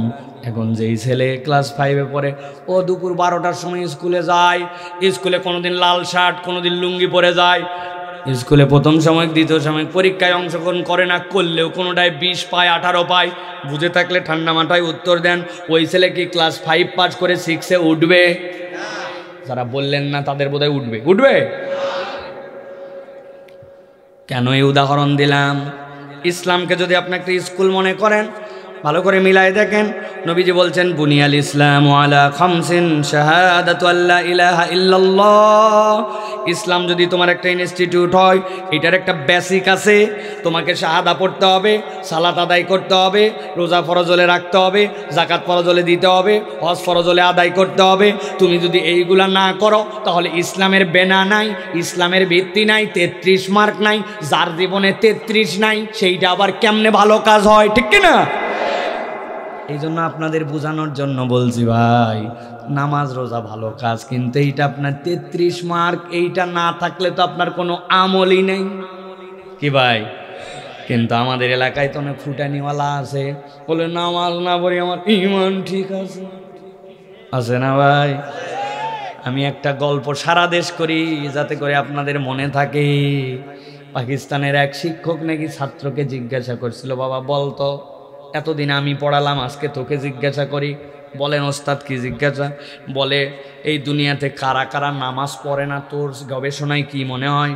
বলতো ওস্তাদ এই দুনিয়ায় নামাজ পড়ে না 3 শ্রেণীর লোক। কয় শ্রেণী? 1 নম্বরকে বল। বলে 1 নম্বর দুনিয়ায় যারা পাগল আর দুনিয়ায় যারা অজ্ঞান, এরা নামাজ পড়ে না। পাগল নামাজ পড়লে উল্টা পাল্টা, আর অজ্ঞান তো নামাজই পড়তে পারে না। ঠিক কিনা? 2 নম্বরকে বল। বলছে 2 নম্বর দুনিয়ায় যারা মৃত তারা নামাজ পড়ে না। মরা মানুষ নামাজ পড়ে, উল্টা তার নামাজ পড়া লাগে। দারুণ। 3 নম্বরকে বল। 3 নম্বর যারা অমুসলমান তারা নামাজ পড়ে না। ঠিক কিনা? এবার আপনাদের কাছে জিজ্ঞাসা করব, একটা মুখ বন্ধ থাকলে হবে না, বলতে হবে 1 নম্বর নামাজ পড়ে না কারা? পাগল অথবা অজ্ঞান। বলেন এই বাচ্চারা বলো, 1 নম্বর কারা নামাজ পড়ে না? পাগল অথবা অজ্ঞান বলেন, পাগল অথবা অজ্ঞান। 2 নম্বর নামাজ পড়ে না কারা? মরা মরা বলেন 2 নম্বর। 3 নম্বর অমুসলমান বলেন। এবার একসাথে বলবো, সবাই মুখস্থ হয়ে গেছে না? হ্যাঁ, এবার 1 নম্বর, 2 নম্বর, 3 নম্বর মুসলমান। এবার আপনাদের কাছে জিজ্ঞাসা করব, একসাথে উত্তর দিবেন। এখানে আমরা যারা আছি আমরা কি পাগল অথবা অজ্ঞান? এখানে আমরা যারা আছি মরা? এখানে আমরা যারা আছি অমুসলমান? ফাঁসে গেছেন, ফাঁসে গেছেন। আগামীকালকের থেকে যদি কেউ নামাজ না পড়ে, তুই মরা বলে 1 থাপ্পড় দিয়ে, মরা মানে নিজে বলছে তুই তাহলে অজ্ঞান, বলছে কি এর অজ্ঞান? বলে তাহলে তুই অমুসলমান, 1 থাপ্পড় দিয়ে, আমার নাম আব্দুল্লাহ, তুই নামাজ পড়িস না কেন? কথা ঠিক কিনা? এই 3-এর বাইরে আপনার আসার উপায় নাই। এই জন্য আল্লাহ বলছেন ইমানের সাথে তোমার থাকবে এইগুলা। আমলে সলে কি একটু ভালো করে খেয়াল করেন। আল্লাহ আমলে সলের অনেক লেয়ার বর্ণনা করেছেন। নবীজি বলছেন লিল মুমিনি আলাল মুমিনি সিত্তু খিসাল, একজন মুমিনের সাথে আর একজন মুমিনের মিনিমাম 6টা দায়িত্ব আছে। ওই মুমিন তার অসুস্থ হয়েছে দেখতে যায়, এটা তার জন্য নেকামল। হাঁচি দিছে আলহামদুলিল্লাহ বললে তার উত্তর দেয়, এটা তার জন্য নেকামল। জানাজায় শরীক হয় নেকামল। মসজিদে ঢুকে গেছে, যাওয়ার পরে দেখে 2 মিনিট সময় আছে, বসে পড়লেই বসে পড়তে পারে, বসে পড়ে না। 2 রাকাত নামাজ পড়ে তারপরে বসে, অজু করছে, 2 রাকাত নামাজ পড়ে, রাস্তাঘাটে চলে সুবহানাল্লাহি ওয়া বিহামদিহি সুবহানাল্লাহিল আযীম পড়তে পড়তে চলাফেরা করে।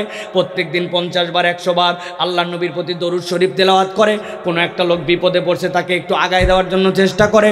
একটা লোক ব্যাগ উঠাতে পারতেছে না, হট করে ধরে ব্যাগটা উঠায় দিয়েছে। একটা ঢালের থেকে রিক্সা উঠতেছে, একটু ধাক্কা দিয়ে আগায় দিয়েছে। অপর মুসলমানের সাথে দেখা হলে সালাম দিয়ে কথা বলে।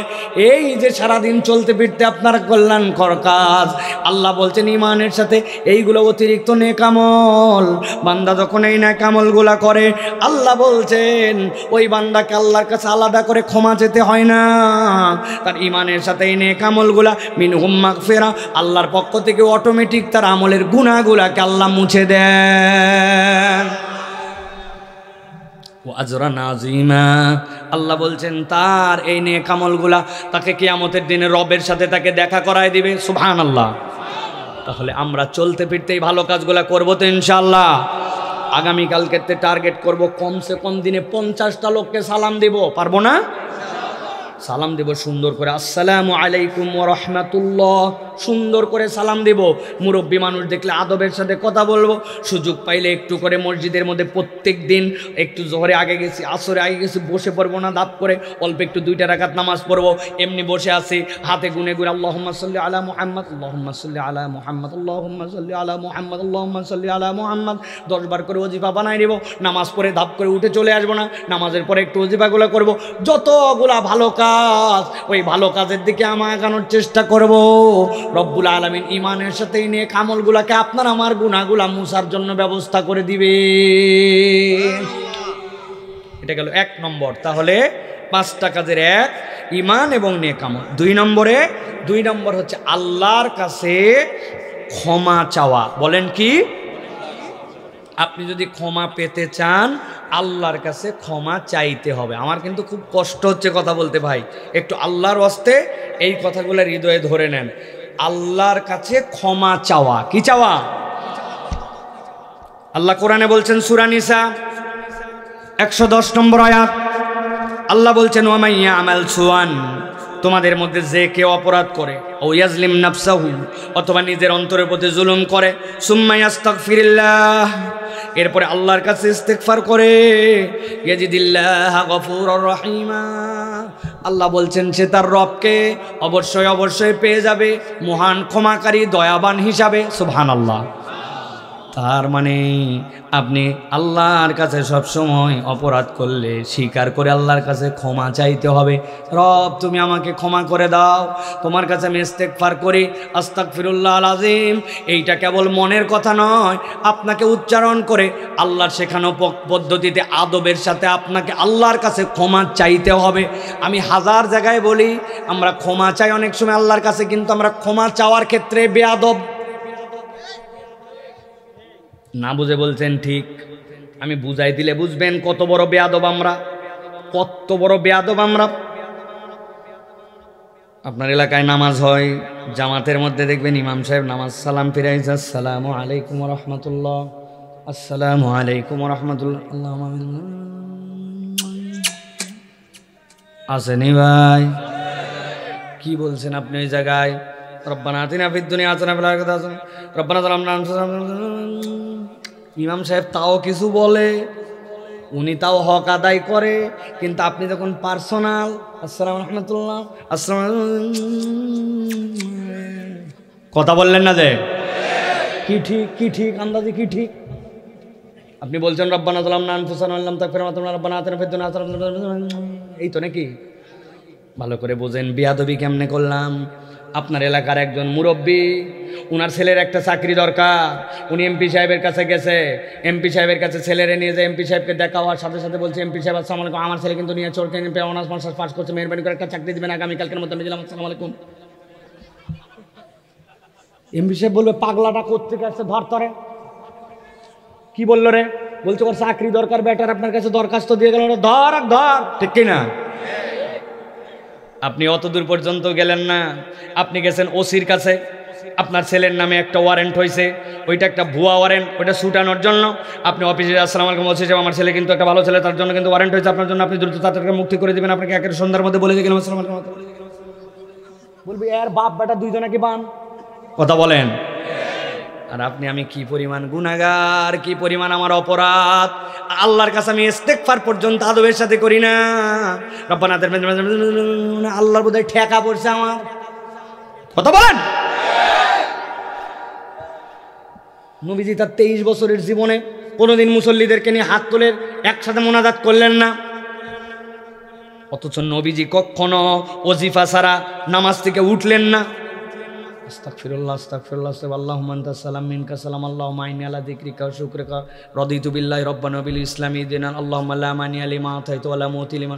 সকালে সন্ধ্যায় আল্লাহুম্মা আনতা রাব্বি লা ইলাহা ইল্লা খালাক লা ইলাহা ইল্লা আনতা খালাকতানি ওয়া আনা আবদুকা ওয়া আলা আহদিকা। আল্লাহর নবী ওজিফা ছাড়া একদিনও উঠে নাই, আর আপনি এগুলো একদিনও পড়েন নাই, উল্টা খালি আপনি দোয়া করার সিস্টেম বাইর করছেন, আবার দোয়া না করলে ইমামের চাকরি থাকবে না, ঠিক কি না? আল্লাহর কাছে আমি ইস্তেগফার চাওয়ার ক্ষেত্রেও কখনো প্রপার গাইডে চাই না। আমি আমার তালেবে ইলমদেরকে সব জায়গায় বলি, ভাই ভাগ্য আসমান থেকে অটোমেটিক পরিবর্তন হয় না। তুমি হুজুর দেখলেই বলো দোয়া করেন, ওস্তাদ দেখলে বলে দোয়া করেন, ইমাম সাহেব দেখলে দোয়া করেন, পীর সাহেব দেখলে বলো দোয়া করেন, মাকে বলো দোয়া করেন, কিন্তু তুমি কি সিজদার মধ্যে তাহাজ্জুদে যাই 30 মিনিট এমনভাবে আল্লাহর কাছে যাইছো তোমার চোখগুলা দিয়ে রক্ত বের হওয়ার মতো হয়ে গেছে? আল্লাহ দিবে না কেন তুমি আমাকে? আপনার সন্তানের জন্য কত কারো কাছে দোয়া চাইলেন, কিন্তু আপনি কোনোদিন আপনি বাপ হয়ে আপনি মা হয়ে হাত তুলে তুলে আধা ঘন্টা সিজদার মধ্যে আধা ঘন্টা টানা আপনার সন্তানের তকদির পরিবর্তনের জন্য দোয়া করছেন? কই কেমনে পরিবর্তন হবে?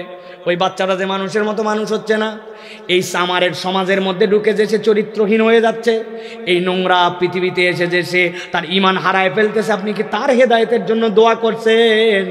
আমি হুজুর পাইলে অটোমেটিক হুজুর দোয়া কইরেন, হুজুরের কি ঠেকা?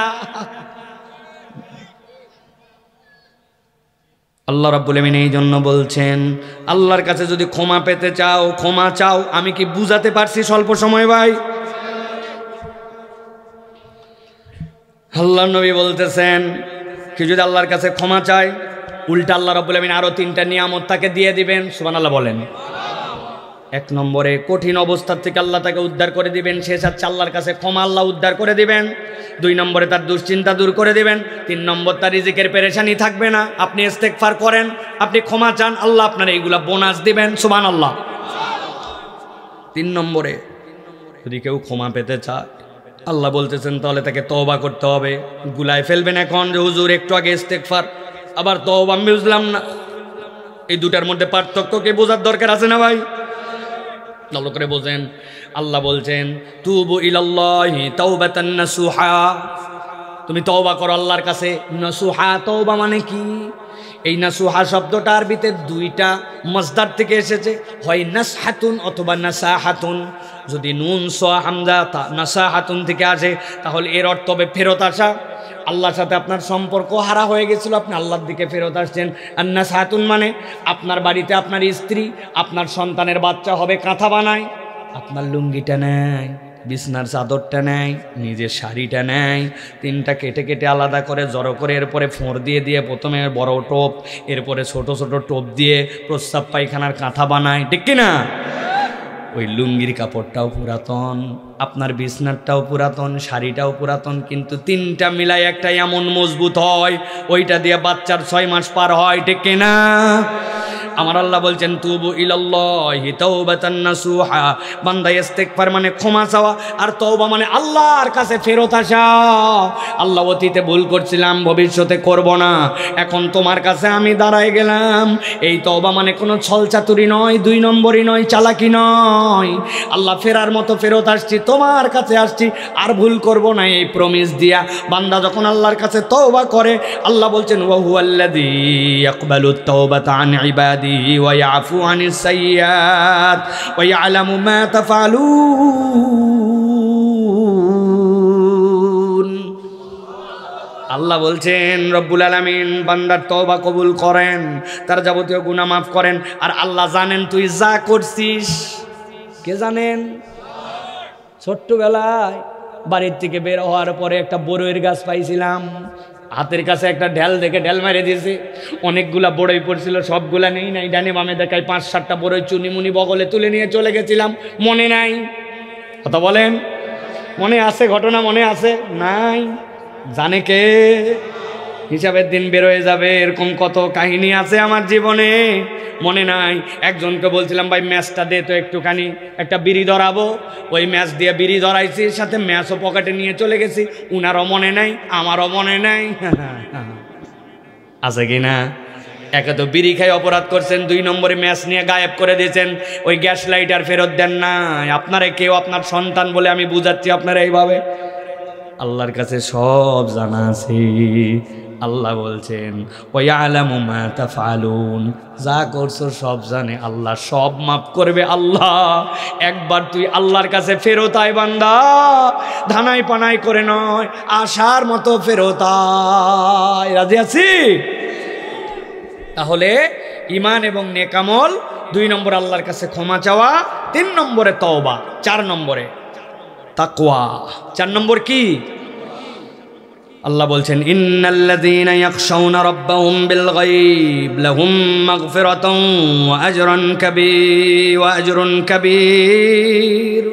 আল্লাহ বলছেন রব্বুল আমিন ওই মানুষগুলাকে ক্ষমা করে দেন আর বড় পুরস্কার দিয়ে দেন যেই মানুষেরা আল্লাহ রব্বুল আলামিনকে ভয় করে চলে। সুবহানাল্লাহ। বান্দার হৃদয়ে সবচেয়ে বড় নিয়ামতের নাম আল্লাহর ভয়। আল্লাহর ভয়, আল্লাহর ভয় অন্তরে এমনি এমনি আসে না। আল্লাহর ভয় আসার জন্য আল্লাহর ট্র্যাকে থাকা লাগে, আল্লাহ রাব্বুল আলামিনের ট্র্যাকে থাকা লাগে। এই ওয়াজ আপনার আল্লাহর ভয় আনবে। যে এই ব্যক্তি রাস্তার মধ্যে ঘুরতেছে, মনে করছে বিরাট কামাই করলাম, অথচ আমরা 1.5 ঘন্টা বসে থাকলাম, এটা আপনার অন্তরের মধ্যে প্রভাব পড়বে। ওই যে আল্লাহ বলছেন ওয়ালাকিন জাআলনাহু নূরা, এই আলো আপনি এক্সের আলো মতো দেখতে পান না, কিন্তু অন্তরে এইটার দাগ আছে, ঠিক কি না? এই দাগ না থাকলে এতক্ষণ কি মনে করে বসে থাকবে মানুষ? আল্লাহ বলতেছেন আল্লাহকে ভয় করো, রব্বুল আলামিনকে ভয় করে চলো। আল্লাহর ভয়ের সবচেয়ে বড় দিকটা সবসময় মনে রাখবেন, হুদুদুল্লাহ, আল্লাহর সীমা কখনো অতিক্রম করবেন না। আল্লাহ বলছেন হারাম বাস হারাম, আল্লাহ বলছেন হালাল বাস হালাল। আমার এখানে আর কোনো মতামত নাই, হালাল পার করে যাবেন না, হারাম পার করে যাবেন না। সবচেয়ে বড় 3টা হারাম সমাজে এখন জঘন্য রূপ ধারণ করছে, যেই গুনাহ করতে কোনো কষ্ট করতে হয় না। 1 নম্বর মিথ্যা, 2 নম্বর গালি, 3 নম্বর গীবত। বলেন 1 নম্বর, 2 নম্বর, 3 নম্বর। 1 নম্বর, 2 নম্বর, 3 নম্বর। গীবত আবার কোনো অপরাধ হলো নাকি? হুজুরের দোষ আছে বলেই তো বলতেছি। হুজুরের দোষ আছে জন্যই বলতেছেন। হুজুরের দোষ না থাকলে তহমত হতো, আর জানা দোষ হুজুরের পিছনে বলার নাম হচ্ছে গীবত, ঠিক কি না? আর মুরব্বী ফতুয়া বার করছে, বলতেছে এগুলা কথা বলা উচিত না, না বলেও পারি না, আল্লাহ মাফ করুক। কথা ঠিক, বুঝেন না? মানে দুইজন মিলে গীবত করতেছে, উনি মধ্যে এসে বলতেছে আসলে এগুলো কথা বলা ঠিক না, আল্লাহ মাফ করুক, না বলেও পারি না, যেটা বলছিস কথা ঠিক। বা আল্লাহরেও বুঝ দিলে উনি আছে কিনা। খবরদার নিজের আমলনামা শেষ করবেন না, গীবত করব না, গালি দিব না, মিথ্যা বলবো না, এটা হুদুদুল্লাহ। আল্লাহ বলছেন সিবাবুল মুসলিমি ফুসুক ওয়া কিতালুহু কুফর। একজন মুসলমান আরেক মুসলমানকে কখনো গালি দিতে পারে না। আপনি আদর করে ডাক দিচ্ছেন, এ হারামজাদা এদিকে আয়, কি নাউজুবিল্লাহ ওয়া নাউজুবিল্লাহ বলে। এক বন্ধু আরেক বন্ধুকে ডাক দিচ্ছে, এ শালার বেটা, হুজুর ওয়াজে উঠে গেল, তুই আসলি না এখনো, শালার বেটা না ঠেলা। কি একটা অবস্থা আমাদের, গালি দিব। খবরদার, গীবত, গালি আর এই মুখের মধ্যে মিথ্যা কথা, এটাতে বেঁচে থাকেন ভাই, প্রিয় ভাইয়েরা। তাহলে এটা আমরা তাকওয়ার ক্ষেত্রে আমরা এগিয়ে যাব ইনশাআল্লাহ। সর্বশেষ 5 নম্বরটা হচ্ছে দান খয়রাত। কি বলেন? সাদাকা। বলেন কি? সাদাকা। আমরা দুর্বল হয়ে গেছি, আমরা দান খয়রাত করি না।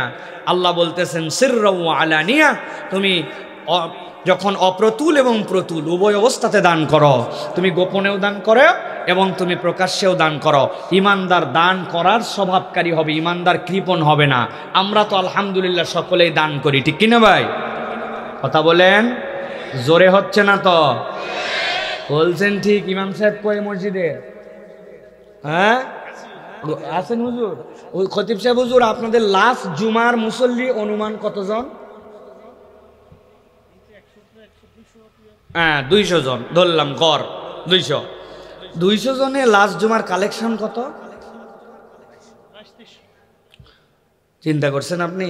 200 জন মুসল্লি মিলে 2000 টাকা দেয় না, অথচ একটা মুসল্লি মসজিদে আসলে সপ্তাহে ন্যূনতম তার 20 টাকা দেওয়া উচিত। কয় টাকা? ন্যূনতম 20 টাকা দিয়ে 200 মুসল্লি হলে 4000, 4 জুমায় 16000। আর যেগুলো মুসল্লি 100-200 দেয় তারা তো আছেই, কিন্তু ইনারা বলবে আমি ছাত্র, আমার কামাই বেশি না, আমি তালেবে এলেম, এইগুলো বলে মুসল্লিরা দান করে না। মুসল্লিরা 5 টাকা, 2 টাকা, 1 টাকার নোট দেয়, ঠিক কিনা? কেন ভাই, কি সমস্যা আপনার? আমি ছাত্র। কি ছাত্র আপনি? আপনি না চায়ের দোকানে আপনার দোস্তর সাথে চা খাওয়ার সময় ঠেলাঠেলি করেন, আমরা দেখি না আপনারে? হ্যাঁ তুই টাকা দিবি না আমি দিব, তুই দিবি না আমি দিব, রে ধাক্কা দেখি, এগুলো হয় না আপনাদের? আপনি আপনার জামা আয়রন করেন না? আপনার জামা আয়রন করতে আপনার 10 টাকা, আপনি চা খান, চায়ের মধ্যে একটা বিস্কুট চুবাই খেলে আপনার 10 টাকা চলে যায়। আপনি মোবাইলে ফ্লেক্সিলোড তোলেন, ইন্টারনেট তোলেন, আপনি তখন স্টুডেন্ট থাকেন না। মসজিদে সপ্তাহে 20 টাকা দেওয়ার সময় স্টুডেন্ট মারান, বাচ্চা মারান, এটা চলবে না, ঠিক না? আগামী জুমার থেকে টাইট হন। মসজিদে আপনারা নিয়ম করেন 20 টাকার নিচে কোনো অ্যালাউ নাই। উপরে যারা দিবেন 20 টাকার নিচে টাকা দিলে খবর আছে।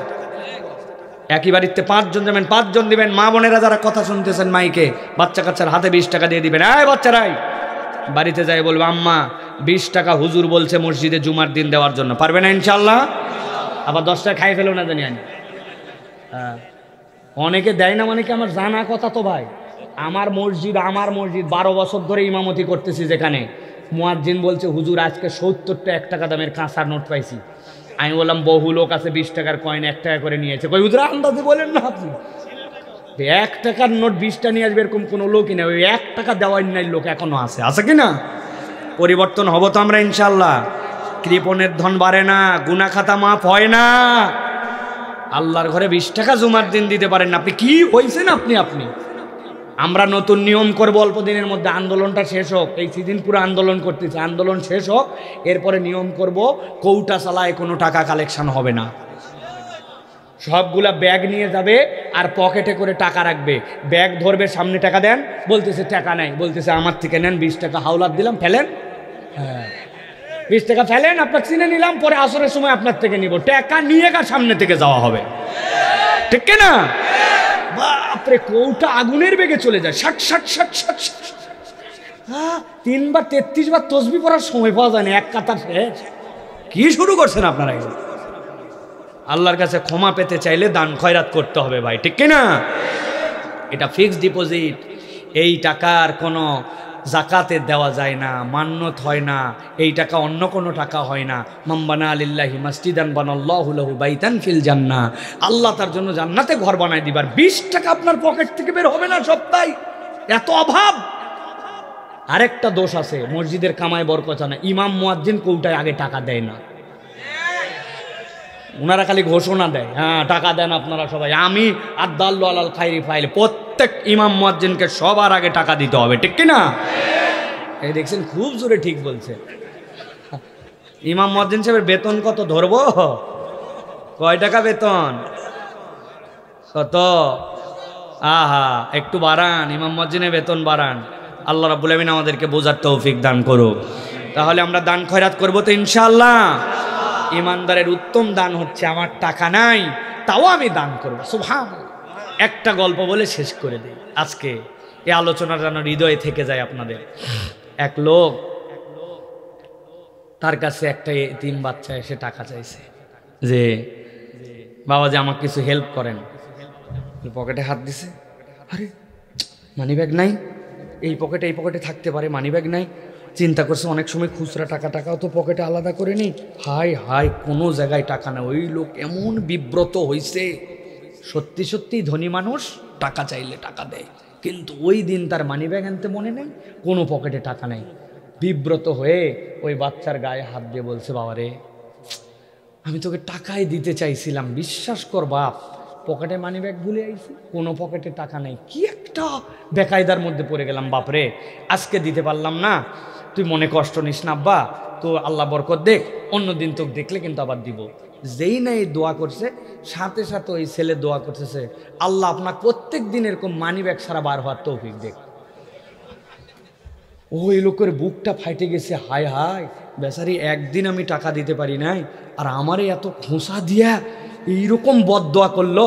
বললো, বাপ তুই কেন রাগ করলি রে বাপ, আমি সত্যি করে বলতেছি, তো আমি বানায় বলবো তোরে দিব, দেখিস, দেখলে এরপরে তুই আমার জন্য এই দোয়া করলি, এটা কোনো একটা দোয়া হলো? বলতেছে, আপনি মনে করেন না বুঝে এই দোয়া করছি, আমি বুঝে এই দোয়া করছি। বলছি কেন? বলছে দেখেন, লোকজনের কাছে আমরা টাকা চাইলে তো টাকা দেয়, অনেক সময় খোঁচা দেয়, রাগ করে, কেমন করে টাকা দেয়, টাকা চাইলে বিরক্ত হয়, আমাদের কাছে তুই-তুকারি করে, কিন্তু আজকে আপনার পকেটে মানি ব্যাগ নাই বলে করে যে মাথা নেড়ে আমাকে স্নেহ দিলেন, আমাদের বুকের মধ্যে খুব চায় কেউ আমাদের সাথে এরকম একটু দয়া করে কথা বলুক। আজকে যদি আপনার পকেটে মানি ব্যাগ থাকতো, এই ভালোবাসাতে তো কেউ কথা বলতো। ওই জন্য আমি বলছি, আপনি মানিব্যাগ ছাড়া আছেন, টাকা তো সকলের কাছে পাই, কিন্তু এই দয়া, এই সুন্দর আচরণ, এই আদর্শ হাকটা তো আমাদেরকে কেউ দেয় না। আল্লাহু আকবার। অতএব ও আম্মাসা ইলা ফালা তানহার, কেউ চাইলে তাকে হেকার দিও না। ওটার মধ্যে এইটাও আছে যে আপনার কিছু নাই কিন্তু তাকে সুন্দর করে কথা বলা, দুর্বল মানুষের সাথে একটু হাসি মুখে বিহেভিয়ার করা, এটাও আল্লাহর কাছে সাদাকা। এটাও যদি আমরা করি, আল্লাহর কাছে আমরা উত্তম বিনিময় পাবো। পারবো তো ইনশাআল্লাহ? তাহলে আমরা দান সাদাকা করব, তওবা করব, তাকওয়ার পথে থাকবো, আল্লাহর কাছে ক্ষমা চাবো, ঈমান আর আল্লাহর আমলে সালের উপরে অটল থাকবো ইনশাআল্লাহ। আল্লাহ আমাদেরকে জান্নাতের দিকে নেবেন, বলেন আল্লাহুম্মা আমিন। আর সমাজ পরিবর্তনের জন্য, ওই 5টা দিকের পরিবর্তনের জন্য কোরআনওয়ালা জিন্দেগি গঠন করব। রাজি আছে তো ইনশাআল্লাহ? আল্লাহ কবুল করেন, বলেন আল্লাহুম্মা আমিন।